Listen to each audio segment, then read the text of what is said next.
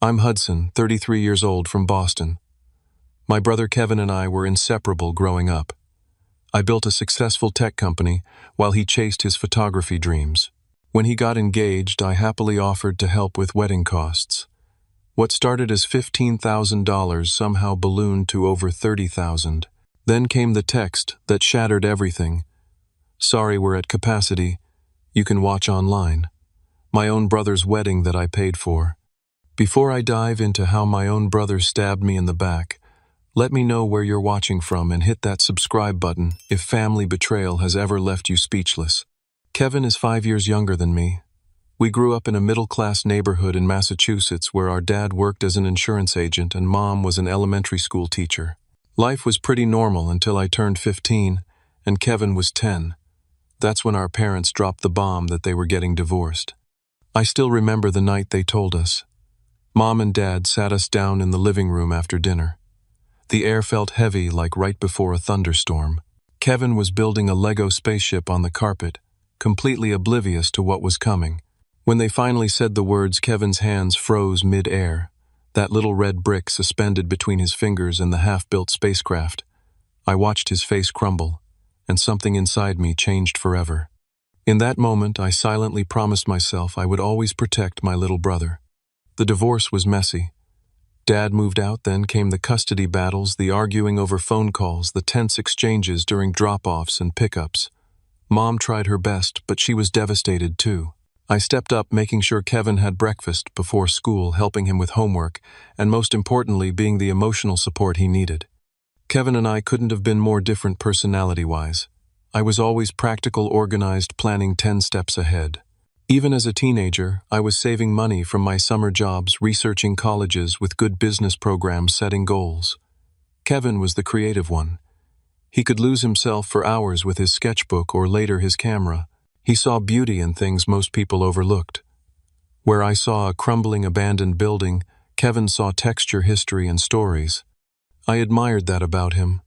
When I graduated high school, I got a partial scholarship to a state university, but still needed to cover living expenses.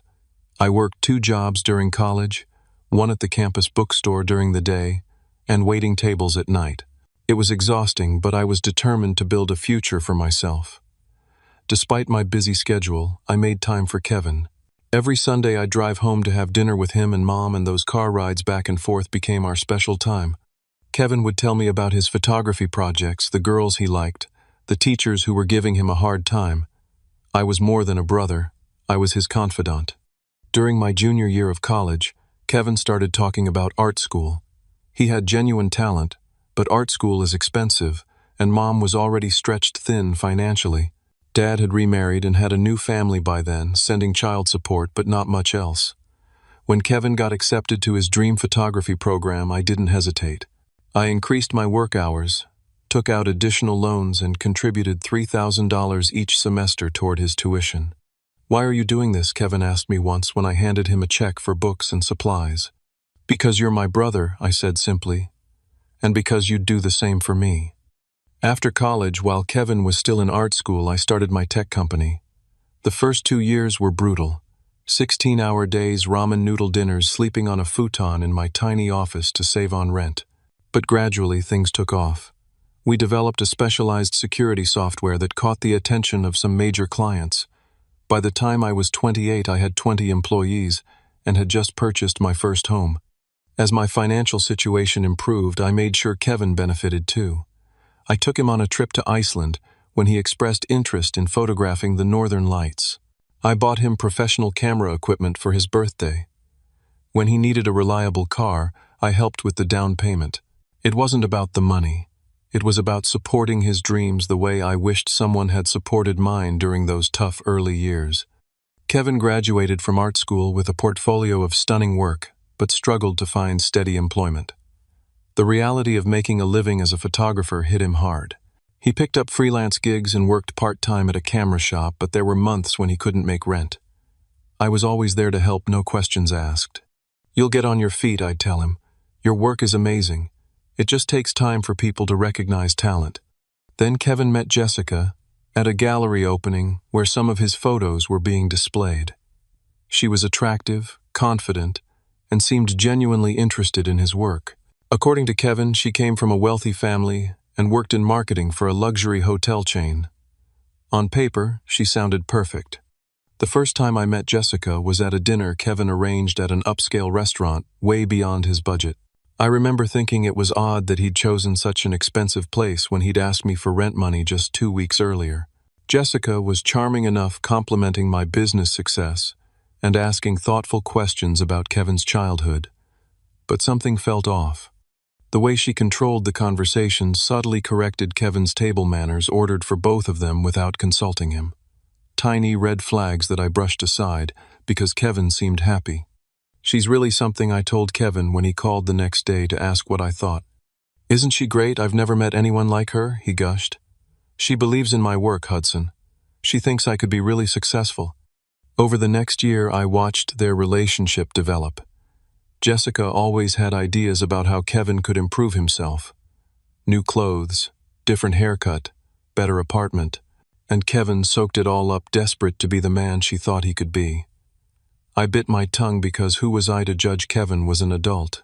But I couldn't ignore how he began canceling our regular hangouts, how his calls became less frequent, how he seemed to adopt Jessica's opinions as his own. "Kevin and I have decided that commercial photography is beneath his talents," Jessica announced during one dinner at their apartment. Kevin nodded along, though just months earlier he'd been excited about potentially shooting product photos for a local business. Despite these concerns, I was genuinely happy when Kevin called me, voice bubbling with excitement, to share that he had proposed to Jessica, and she'd said yes.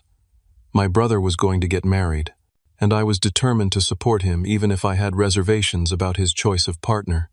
"I'm really happy for you, Kev," I said, meaning it, because ultimately all I've ever wanted is for my little brother to be happy. Kevin and Jessica got engaged after dating for 2 years. Kevin called me on a Tuesday night, his voice practically vibrating with excitement. "She said yes, Hudson. I asked Jessica to marry me, and she said yes." I felt a genuine surge of happiness for him.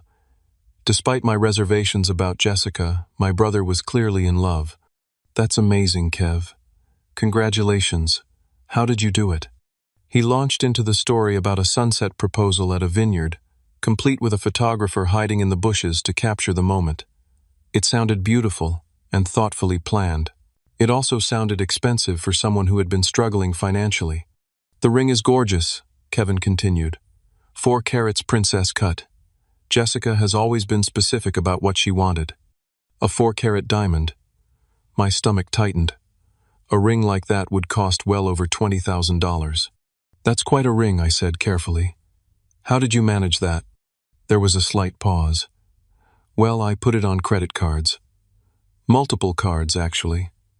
I know it sounds crazy, but Jessica deserves the best, and her family has certain expectations. I wanted to lecture him about debt and financial responsibility, but this wasn't the moment. This was a celebration, and I didn't want to dampen his joy. We're having a dinner next weekend with Jessica's parents," Kevin continued. "I'd love for you to come. They're excited to meet my successful big brother." The dinner with Jessica's family was at their sprawling home in an exclusive suburb. Mr. and Mrs. Lawrence greeted me with practiced smiles that didn't quite reach their eyes. Their house was immaculate, filled with expensive art and furniture that looked like it had never been sat on. Despite Jessica's tales of family wealth, there was something performative about their affluence. "So you're in tech," Mr. Lawrence said over appetizers, swirling his scotch. "Fascinating field. Volatile, though, isn't it? Here today, gone tomorrow." "Some sectors can be unpredictable," I replied diplomatically, "but security software tends to have staying power. Everyone needs protection." Mrs. Lawrence directed the conversation to the engagement. "Jessica has always dreamed of a June wedding. The Fairview Country Club has a 2-year waiting list, but the membership director is a dear friend." Jessica beamed. "We're thinking 150 guests, garden ceremony, 5-course dinner. Very elegant but not ostentatious." Kevin nodded along, but I caught the flicker of anxiety in his eyes. The engagement ring debt was clearly just the beginning. After dinner, Jessica and her mother disappeared to discuss wedding magazines, leaving Kevin, Mr. Lawrence, and me with after-dinner drinks. "Now, about the wedding," Mr. Lawrence said abruptly.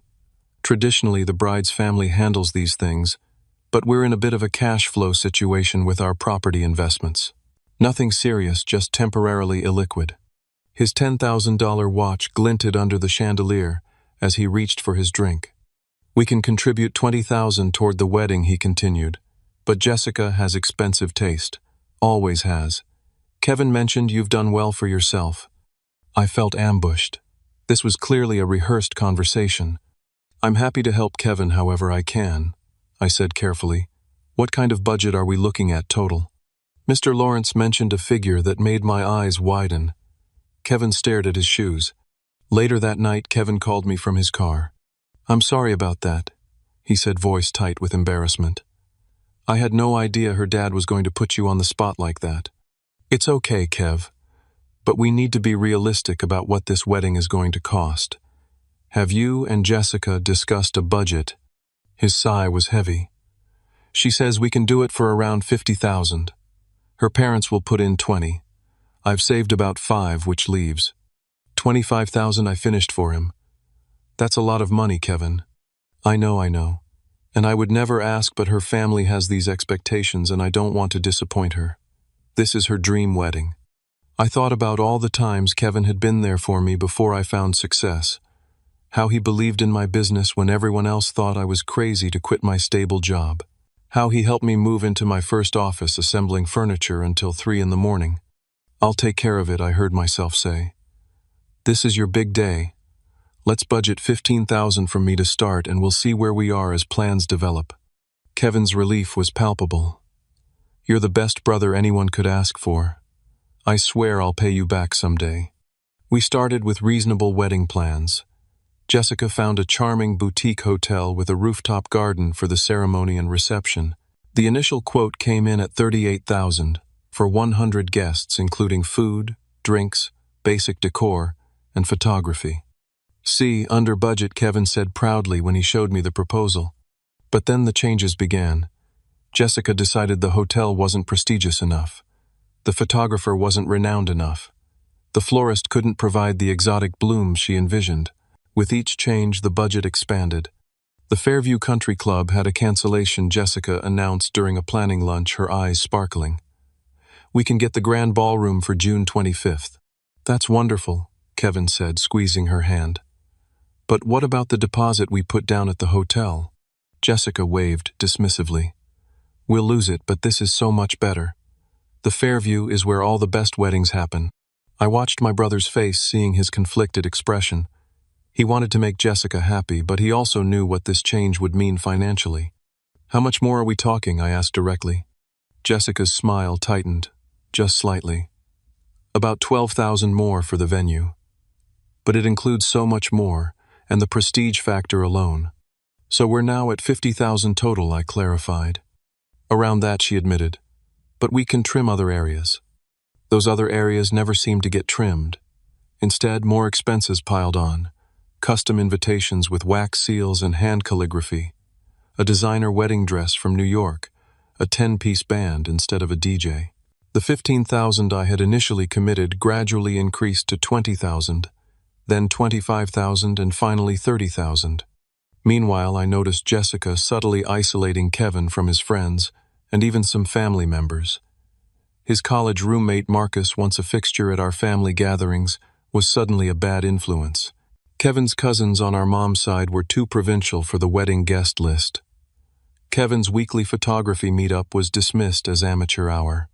Don't you think you're letting Jessica make all the decisions? I asked Kevin during a rare moment alone after he mentioned that his best friend since childhood might not make the final guest list.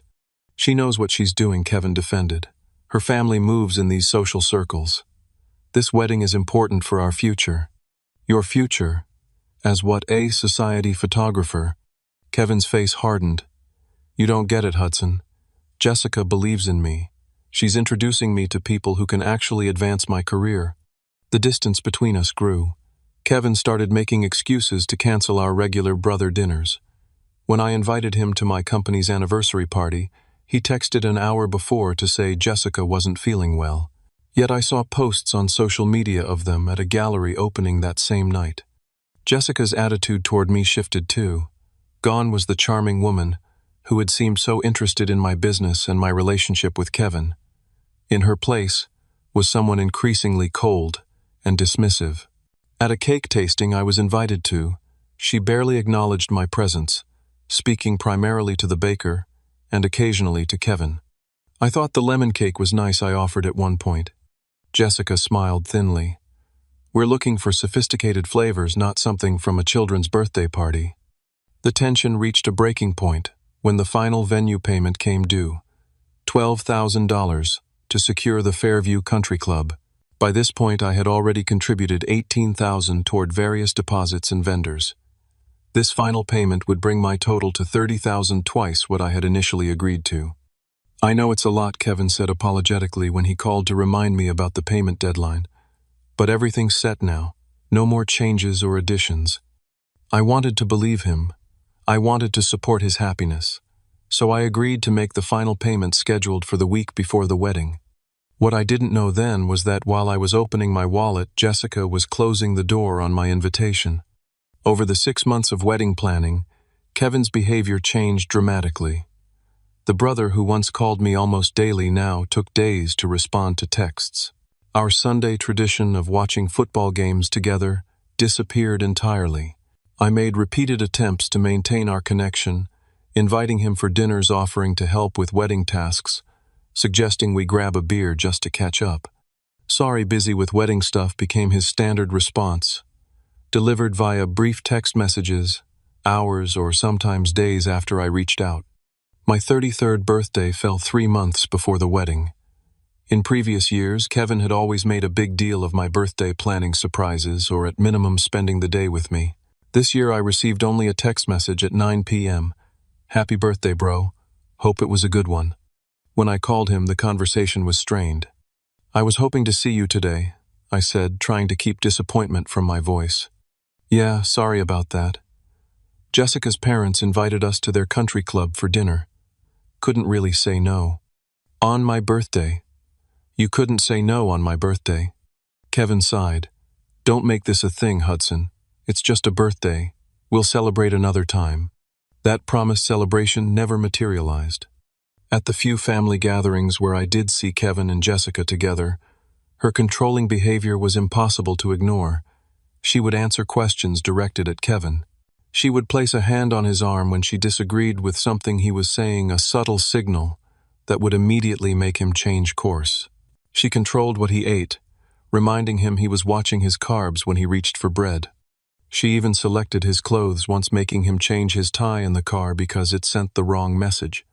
Our mother noticed too. Kevin seems different, she commented after an uncomfortable Sunday lunch where Jessica had dominated the conversation and repeatedly interrupted Kevin, almost like he's afraid to speak freely. I've noticed the same thing, I admitted. During that lunch, I overheard a conversation I wasn't meant to hear. I had stepped outside to take a business call and was returning through the patio doors when Jessica's voice, sharp and cutting, reached me. Your brother thinks he's so important just because he has money. It's new money though, isn't it? No class, no taste. The way he dresses, the way he talks about his business constantly. It's embarrassing. I froze out of sight but within earshot. Hudson's not like that, Kevin defended weakly. He's just proud of what he's built. Well, he shouldn't be giving advice about our wedding. He's never even been married. Probably never will be with that personality. I quietly backed away, then made a noisy approach so they would hear me coming. The fake smile Jessica gave me when I rejoined them made my stomach turn. Later that week, I invited Kevin for lunch, determined to address the growing distance between us. I miss you, man, I said simply when we were seated. It feels like you're disappearing from my life. Kevin looked genuinely pained. I'm just busy with the wedding and trying to build my photography business. Jessica's helping me with contacts. Is she? Because it seems like she's isolating you from everyone who cares about you. Your friends, our family, me. His expression hardened. That's not fair. Jessica wants what's best for me. Does she? Or does she want to control you? You're being ridiculous, he snapped. Jessica loves me. She believes in my potential. The Kevin I know didn't need someone to tell him his worth. He stood up abruptly. Maybe you don't know me as well as you think. Maybe Jessica sees something in me that you don't. He left before our food arrived, leaving me sitting alone with 2 plates and a sinking feeling that I was losing my brother. My girlfriend Sophia, who had met Kevin and Jessica several times, expressed her concerns openly. "There's something off about their relationship," she said one night as we discussed the situation. "Jessica doesn't treat Kevin like a partner. She treats him like a project." "I see it too," I admitted. "But what can I do? He's a grown man making his own choices." "Maybe," Sophia suggested gently, "you need to stop financing those choices. You're enabling this situation." I considered her advice, but couldn't bring myself to pull financial support so close to the wedding. It would devastate Kevin and potentially damage our relationship beyond repair. I still hoped that after the wedding things would normalize. As the big day approached, I attempted to stay involved in the planning, if only to maintain some connection with my brother. Jessica's parents hosted a dinner to discuss final arrangements. I arrived to find Jessica's extended family well represented along with her parents' friends, but was the only person from Kevin's side. Throughout dinner, Jessica's father treated me with thinly veiled contempt, despite the fact that I was contributing significantly more to the wedding than he was. When I offered an opinion about the timing of the ceremony, he cut me off. "We've already decided that 4 o'clock is ideal. The light will be perfect for photographs." Jessica's mother added, "The Fairview has decades of experience with society weddings. They know exactly how these things should be done." Every suggestion I made was dismissed. Every question I asked was treated as an imposition. Yet when the conversation turned to the final venue payment, all eyes turned expectantly to me. "You'll have the check ready by next Friday," Jessica's father confirmed. "The venue requires payment in full 7 days before the event." "I said I would handle it," I replied, struggling to keep frustration from my voice. "I've never let Kevin down." Jessica smiled thinly. "We're counting on that." Kevin remained mostly silent throughout the dinner, speaking only when directly addressed. Several times I caught him looking at me apologetically, but he never once defended me or acknowledged my contributions. On the drive home, I called my mother. "Have you received your invitation to the wedding yet?" I asked. "Yes, it came last week. Beautiful envelope, very fancy. Haven't you gotten yours?" A small alarm bell rang in my head. "Not yet. I'm sure it's coming." But as another week passed with no invitation, that alarm bell grew louder. I tried to rationalize it. Maybe they assumed I didn't need a formal invitation since I was so involved in the planning. Maybe mine was being hand-delivered for some reason.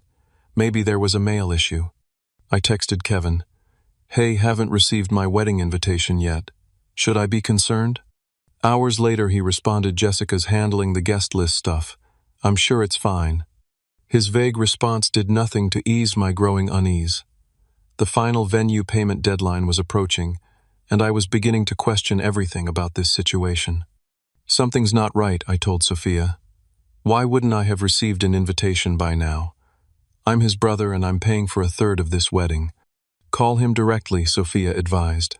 "Don't let him hide behind texts." I tried, but Kevin didn't answer my calls. The wall between us had never felt so impenetrable. The week before the wedding arrived and I still hadn't received an invitation. I had nearly convinced myself it was some sort of oversight when I got a text from Blake, my college roommate, who had also been close with Kevin. "Looking forward to seeing you at Kevin's wedding on Saturday. It's been too long, man." My heart sank. I called Blake immediately. "When did you get your invitation?" I asked, without preamble. "About a month ago," Blake replied, confusion in his voice.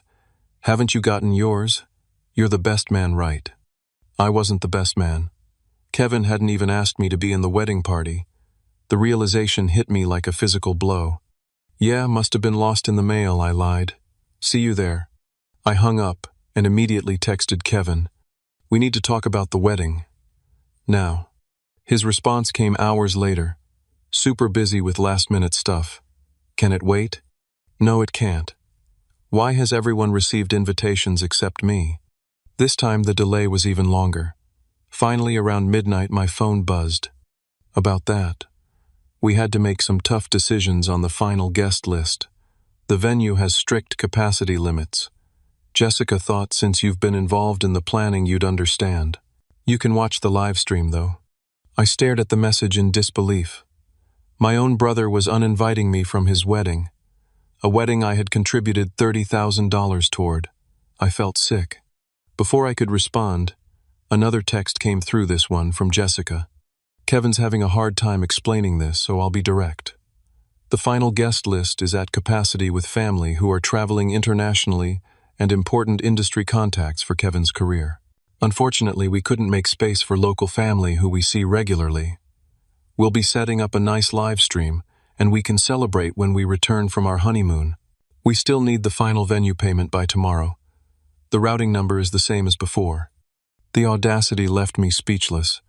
Not only was I being excluded from the wedding, but I was still expected to pay for it, and the justification was insulting. Local family who we see regularly, I had barely seen Kevin in months. I couldn't sleep that night. I paced my apartment, alternating between rage and heartbreak. Around 2 a.m. I texted Blake again. This is going to sound strange, but could you send me a picture of your invitation? He responded quickly despite the hour. Sure, here you go. The invitation was elaborate with gold foil lettering and a wax seal. But what caught my eye was the line indicating the ceremony would be followed by dinner and dancing for 180 guests. 180 guests. Well above the capacity Jessica had claimed was the issue. I wasn't done investigating. The next morning I called Marcus, Kevin's childhood best friend. Are you going to Kevin's wedding? I asked. No, Marcus replied, a note of hurt in his voice. I didn't get invited. Jessica told Kevin I'm a negative influence or something. Can you believe that? After 20 years of friendship. So it wasn't just me. Jessica had systematically eliminated people who had been important to Kevin, people who might question her influence over him. Later that day, I received another blow. A mutual friend who was attending the wedding sent me a photo of the seating chart he'd seen at the rehearsal dinner. Jessica's extended family occupied multiple tables. Even distant cousins she barely knew had seats. There were tables for her parents' business associates, for her college sorority sisters, for people Kevin had never even met. But there was no place for me. No place for the brother who had helped raise him. No place for the person who had contributed $30,000 to make this day possible. The final straw came that evening. A text from Jessica. Just following up on the final venue payment. The Fairview needs to receive it by noon tomorrow, or we risk losing the reservation. It would be such a shame after all this planning. No acknowledgement of the situation. No appreciation for what I'd already contributed. Just a demand for more money. Kevin texted an hour later. Sorry, bro, it's complicated. Jessica thinks it's best this way. I'll make it up to you. I sat in my darkened living room, phone in hand, a storm of emotions washing over me. Betrayal, anger, grief. The brother I thought I knew would never treat me this way. The Kevin I had protected and supported would never exclude me from one of the most important days of his life. Sophia found me there, still sitting in the dark, when she came over later. They don't want me at the wedding, I told her, my voice hollow. But they still want my money. She sat beside me, taking my hand in hers. What are you going to do? I thought about all the sacrifices I had made for Kevin over the years. The extra jobs I took to help with his tuition. The countless times I had put his needs before my own. The $30,000 I had already spent on a wedding I wasn't welcome to attend. I'm not going to be used like this, I said finally. Not even by my own brother. That night I made a decision that would change everything. The next morning I drove to the Fairview Country Club. I needed to see this venue that was apparently worth sacrificing our relationship for. It was as opulent as I expected, with manicured gardens, marble columns, and a grand ballroom that could easily accommodate 200 guests. I asked to speak with the events manager, a professional woman named Rachel, who had clearly handled her share of wedding drama. I'm Hudson, Kevin Miller's brother, I introduced myself. I've been funding much of his wedding to Jessica Lawrence. Rachel consulted her computer. Yes, we have a $12,000 balance due today for the Miller-Lawrence wedding. I was supposed to make that payment, I explained. But there's been a change of plans. I won't be attending the wedding because I wasn't invited. Given that I've already contributed significantly to other aspects of the wedding, I won't be making this final payment. Rachel's expression shifted from professional politeness to genuine sympathy.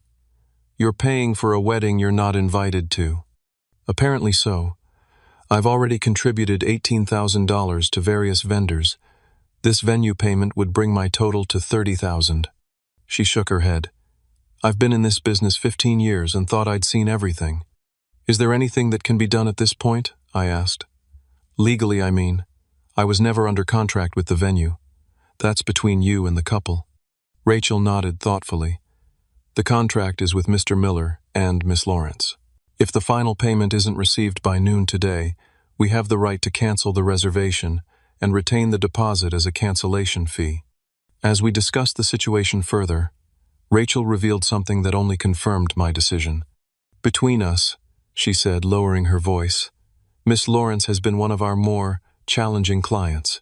She's made numerous demands outside our contract, berated our staff, and changed major details multiple times after deadlines.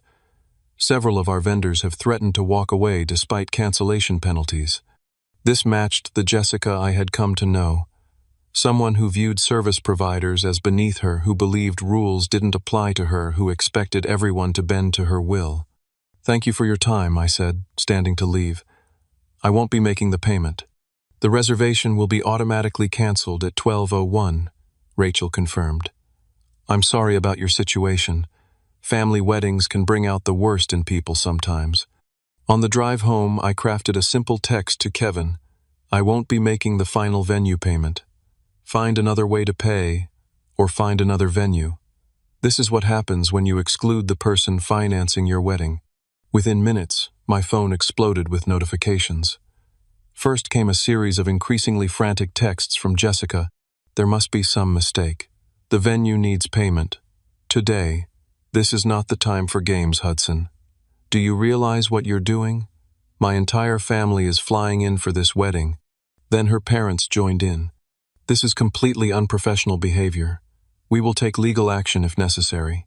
You are ruining our daughter's special day out of petty jealousy. I silenced my phone and waited for the one call that actually mattered. It came shortly after noon. What the hell are you doing? Kevin's voice was a mixture of panic and rage. Exactly what I said I would do. I'm not paying for a wedding I'm not welcome to attend. You can't do this, Hudson. The wedding is in 3 days. Jessica is hysterical. I'm not the one who created this situation, Kevin. You and Jessica made it clear I'm not important enough to witness your marriage despite financing a third of it. Actions have consequences. It wasn't my decision, Kevin shouted. Jessica and her mom handled the guest list. They said we had to cut it down. And yet her second cousin from Finland made the cut. Her dad's golf buddies made the cut. But your brother didn't. There was a pause before Kevin spoke again, his voice smaller.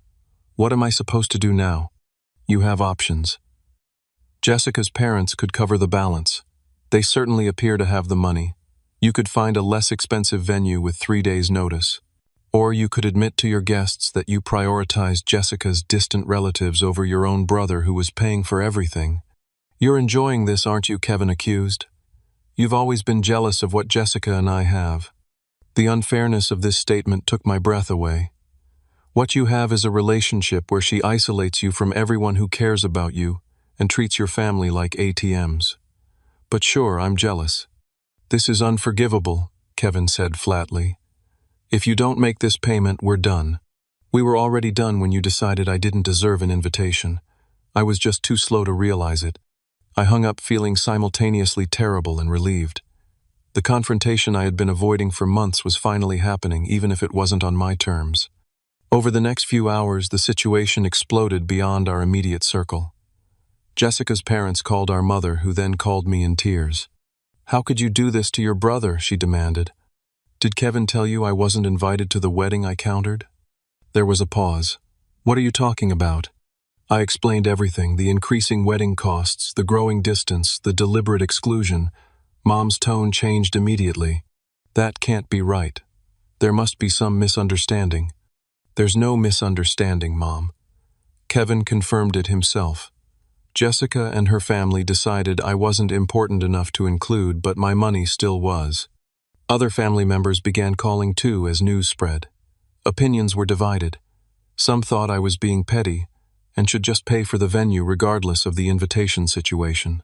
Others were outraged on my behalf, especially when they learned about the full financial commitment I had already made. By that evening, Jessica had taken to social media, posting a carefully crafted version of events. Heartbroken to announce our wedding is in jeopardy because a family member who promised financial support has vindictively withdrawn it at the last minute. True colors always show eventually. Her post garnered hundreds of sympathetic comments. People who didn't know the full story were quick to condemn me as the villain. Even some family members who should have known better were taken in by her narrative. Kevin remained notably silent on social media, but the text messages from him continued, alternating between anger, bargaining, and guilt trips. "I can't believe you would sabotage my wedding. What will it take to fix this? Name your price. Mom is devastated.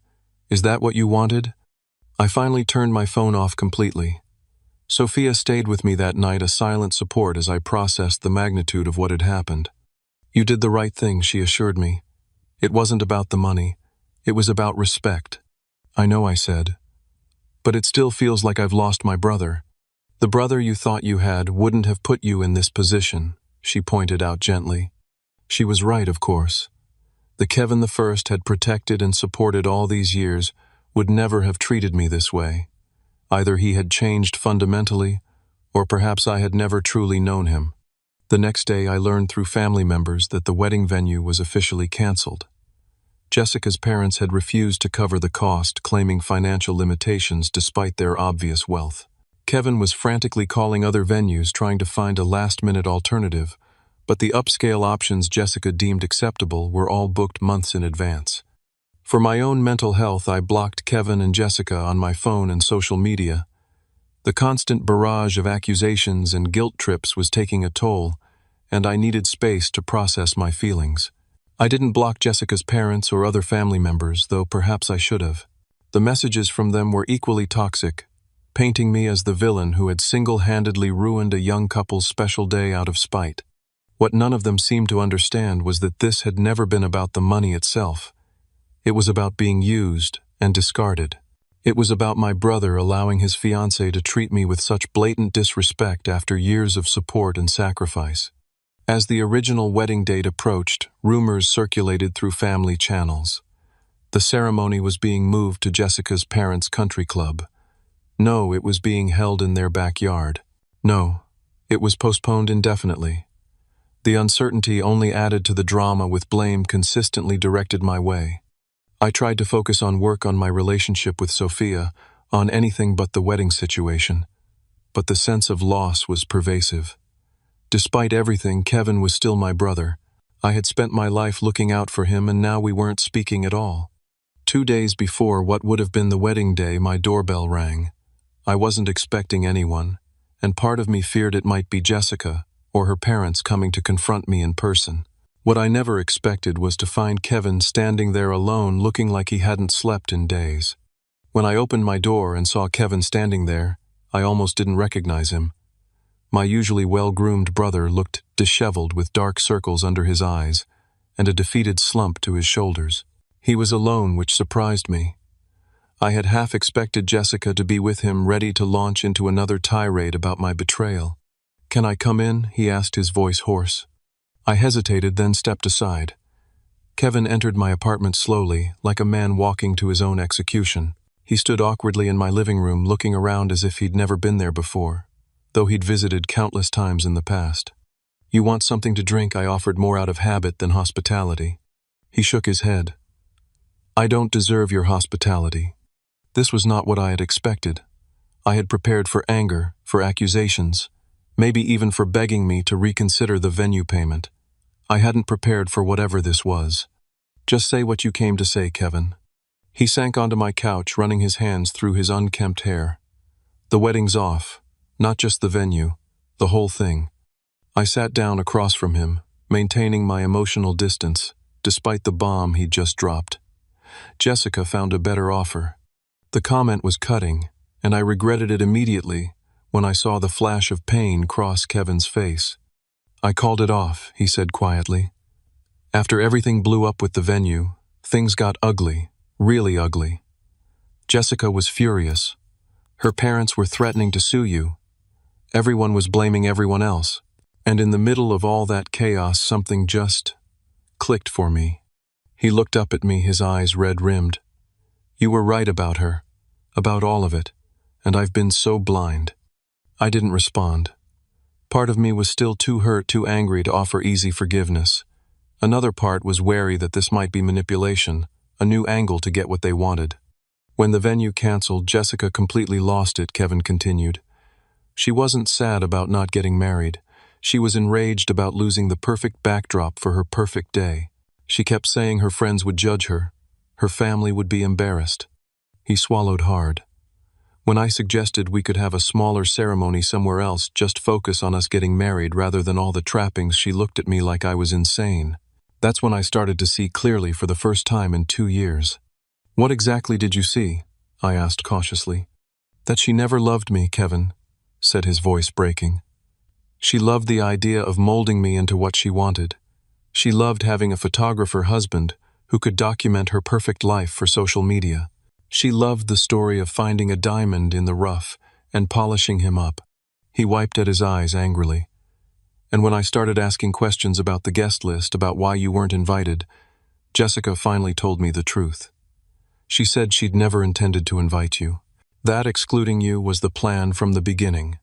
My stomach clenched. Why would she do that? Because you were the only person who saw through her, Kevin said simply. She knew you had doubts about her, about us, and she couldn't control you with flattery or manipulation like she did with me. You were a threat to her narrative. So she took my money, but excluded me from the guest list. I summarized the hurt still raw, and you went along with it. Kevin hung his head. I tried to push back at first, but she always had a reason. The venue capacity, the need to invite her family's business connections for my career, the desire for a balanced guest list. I knew it was wrong, Hudson. I was afraid of losing her. So instead you lost me. Yes. The simple admission hung in the air between us, and I didn't even realize what I was giving up until it was too late. Kevin went on to explain the aftermath of the venue cancellation. When alternative venues proved too expensive or unavailable, Jessica had demanded they use my parents' modest backyard, a location she had previously dismissed as too provincial. When Kevin's suggestion of postponing the wedding was met with fury rather than understanding, he began to question everything. The final straw was finding out she'd been lying to both families, Kevin revealed. She told her parents I was insisting on an expensive wedding to impress your tech industry connections. She told our mom that your control issues were creating tension. She had all these different narratives going, playing everyone against each other. I shook my head in disbelief. Classic manipulation tactic. Divide and conquer. When I finally confronted her about the lies, about excluding you, about everything, she showed her true self. Kevin looked physically ill at the memory. The things she said about you, about Mom, even about my dad. The contempt in her voice. It was like a mask falling away. He pulled out his phone, hesitated, then handed it to me. She's been sending these since I told her the wedding was off. I scrolled through dozens of texts, each more vicious than the last. Threats, insults, emotional blackmail. The Jessica revealed in these messages was unrecognizable from the polished, charming woman who had first entered our lives. She's threatening to tell everyone I abused her, Kevin said hollowly. To ruin my photography career before it even starts. To make sure no one in her social circle ever hires me. I handed the phone back, a wave of protective anger washing over me. She can't do that. We have evidence of her threats. I know. I've saved everything. Kevin's shoulders slumped again. But that's not even what I'm most worried about. I'm worried about what this has done to us. To you and me. And there it was. The real reason for his visit. Not the venue, not the money, not even Jessica's threats. He was here because of our fractured relationship. You know what hurt the most, I said after a long moment. Not the money. Not even being excluded from the wedding. It was that you chose her over me. Over and over again. I know, Kevin whispered. And I'll regret that for the rest of my life. What about her parents' threats to sue me? Kevin shook his head. Empty threats. They know they don't have a case. The venue contract was between me and Jessica and the Fairview. You were never legally obligated to make that payment. We sat in silence for a while, the weight of everything that had happened pressing down on us. Finally, I asked the question that had been nagging at me. "What do you want from me now, Kevin?" He looked up, his expression raw and vulnerable. "Nothing. I don't deserve anything from you. I just came to tell you that you were right to apologize, and to let you know that I ended things with Jessica. I'm staying at Mom's for now. And the money I already spent on the wedding, I'm going to pay you back. Every cent. It'll take time, but I swear I'll do it." I studied my brother, the person I'd protected and supported since we were children. He looked broken, humbled in a way I'd never seen before. Part of me wanted to hold on to my anger, to make him earn forgiveness through years of amends. But another part recognized the courage it took for him to come here to admit he was wrong, to face me after everything that had happened. "I missed my brother," I said finally. Kevin's eyes filled with tears. "I missed you too. More than I even realized until everything fell apart. It wasn't instant forgiveness. It wasn't an immediate return to our former closeness. But it was a beginning, a crack in the wall that had formed between us." Over the next few days, the fallout from the canceled wedding rippled through our family and social circles. Jessica launched a smear campaign on social media, painting herself as the victim of a cruel betrayal. But her narrative quickly fell apart when Kevin respectfully but firmly shared his side of the story, including screenshots of her threatening messages. Jessica's parents, embarrassed by their daughter's exposed behavior and fearful of social backlash, quickly retreated from their legal threats. They offered to reimburse some of the wedding expenses in exchange for discretion, an offer Kevin accepted primarily to bring the matter to a close. I helped Kevin deal with the various vendors, explaining the situation and negotiating cancellation fees. Some were understanding, especially those who had witnessed Jessica's difficult behavior firsthand. Others required partial payment for services contracted. All told, we managed to recover about 40% of the money already spent. Most family members who had initially blamed me for the wedding debacle apologized once they learned the full story. Some remained distant, uncomfortable with the messy reality of what had happened. But those who mattered most understood and supported both Kevin and me through the aftermath. Kevin moved out of the apartment he had shared with Jessica, leaving behind the furniture and decor she had insisted they buy. He took only his photography equipment, his clothes, and a few personal items. It was a physical unburdening that matched his emotional one. "I don't even recognize the person I was with her," he confessed during one of our talks. "It's like I was under some kind of spell." "That's how manipulation works," I explained. "It's gradual. You don't realize how much you've changed until you're unrecognizable even to yourself." As the weeks passed, I watched my brother slowly reclaim himself. He reconnected with friends Jessica had deemed unsuitable. He resumed the photography style he truly loved, rather than the commercial work she had pushed him toward. He started therapy to understand why he had been vulnerable to such manipulation and how to prevent it in the future. And most importantly, he began rebuilding his relationship with me, not with grand gestures or dramatic apologies, but with small, consistent actions, regular check-ins, honest conversations, showing up when he said he would, listening to my perspective without becoming defensive. 1 month after what would have been his wedding day, our entire family gathered for dinner at our mother's house. It was the first time we had all been together since the wedding drama, and there was an initial awkwardness that hung in the air. During dessert, Kevin cleared his throat and stood up, glass in hand. The table fell silent. "I want to thank everyone for being here tonight," he began. "And I especially want to thank Hudson." All eyes turned to me. Many of you know that Hudson contributed a significant amount of money toward what was supposed to be my wedding. What you might not know is that he did this despite having serious concerns about my relationship, because he wanted to support me. And then when he was deliberately excluded from the guest list, he finally put his foot down. Kevin's voice grew thick with emotion. At the time, I was furious with him. I thought he was trying to ruin my happiness. What I didn't realize was that he was actually saving me from making the biggest mistake of my life. He raised his glass in my direction. "To my brother, who had the courage to do the hard thing when it would have been easier to just go along, I'm more grateful than I can ever express." The table erupted in applause, and I felt a weight lift from my shoulders that I hadn't even realized I was carrying. The villain in the family narrative had finally been recast as the reluctant hero. Later that night, as Kevin and I sat on our mother's porch like we used to do as teenagers, he turned to me with newfound clarity in his eyes. "You know what's crazy? I'm actually happier now than I've been in 2 years. Freedom will do that," I replied, "even when it comes with pain." And as we sat there in comfortable silence watching the stars emerge in the night sky, I knew that though our relationship had been damaged, it hadn't been destroyed. In fact, in some ways it was stronger now, forged in the fire of a painful but necessary truth. 6 months after the wedding that never happened, Kevin and I established a new tradition: Thursday night dinners, just the two of us. Sometimes we'd try new restaurants, other times we'd grab takeout and watch a game at my place. The content of these evenings mattered less than their consistency, the steady rebuilding of trust between brothers. Kevin had thrown himself into therapy with the same intensity he once devoted to pleasing Jessica. "My therapist says I have classic people-pleaser tendencies stemming from our parents' divorce," he explained during one of our dinners.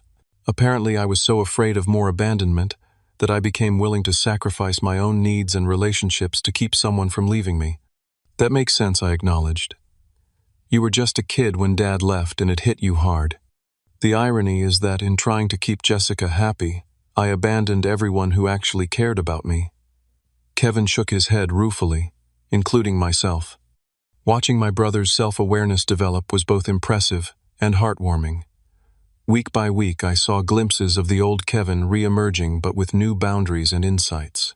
He started saying no to things he didn't want to do. He became more comfortable expressing disagreement. He recognized when he was falling into old patterns of trying to please others at his own expense. My relationship with Sophia had deepened through the ordeal as well. She had stood by me when much of my family was questioning my decision, offering unwavering support without simply telling me what I wanted to hear. 6 months after the wedding debacle, I found myself browsing engagement rings, contemplating a proposal that felt nothing like the performative spectacle Kevin and Jessica had planned. "Just promise me one thing," Sophia said when I broached the subject of marriage. "No country clubs, no 5-piece bands, and definitely no custom letterpress invitations with wax seals." I laughed. "How about we elope?" "Don't tempt me," she replied with a grin. Kevin had made good on his promise to repay me, sending whatever he could afford each month. I never pressured him about it, and honestly, the money had stopped mattering to me the moment we began repairing our relationship. Still, I recognized that the repayment was important to him, a tangible way of making amends. 3 months into his repayment plan, I suggested an alternative. "What if you took the money you're sending me each month and invested it in your photography business?" Instead, I proposed during one of our Thursday dinners. Kevin looked up from his pasta confused. "But I owe you. And you've acknowledged that, which means a lot to me.